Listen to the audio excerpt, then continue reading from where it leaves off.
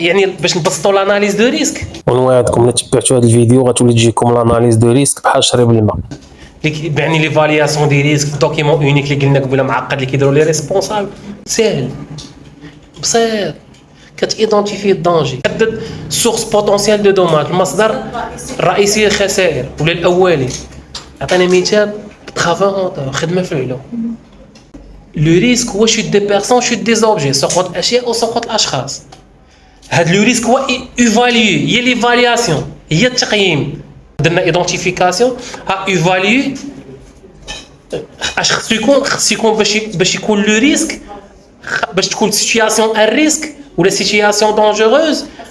ليكسبوزيسيون التعرض، يعني خص يكون السيد في عين المكان، البيرسون الخدام اكسيتيرا. ولكن هاد لو ريسك بروبابل، كاينه لا بروبابيلتي الاحتماليه. قلنا في الكريتيسيتي ولا الحرجيه درنا ايدونتيفيكاسيون ديال الدونجي اللي هو ترافا مودور. عرفنا لو ريسك هو شوت دي بيرسون شوت دي زوبجي. هنا غنخرجوا الغرافيتي من لو ريسك، يعني ممكن بنادم لا طاح بنادم من العلو غادي يموت اوتوماتيكمون، غادي يموت. متفقين؟ حنا غنحطوا غادي يموت، هذه هي لا غرافيتي. يعني اكسيدون فاتال، حادثه مميته، ها لا غرافيتي فوا ليكسبوزيسيون التعرض، يعني سيتوياسيون ان ريسك ولا سيتوياسيون دونجوروز. شحال غيتعرض لهذيك السيتوياسيون، يعني العلوم.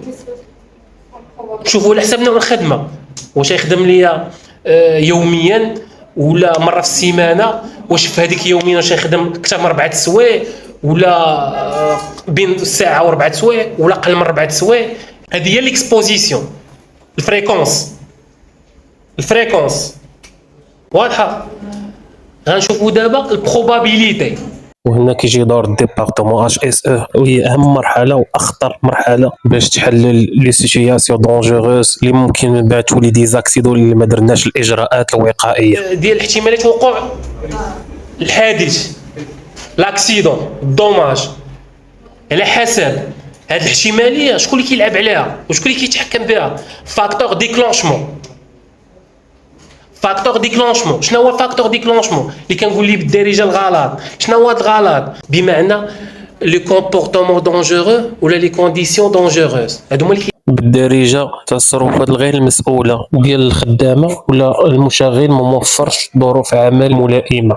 وهاد العوامل خصنا نتحكموا فيهم باش ما يوقعوش لنا حوادث في العمل، بمعنى ان العامل كيكون مدرب ومؤهل، وبيان سور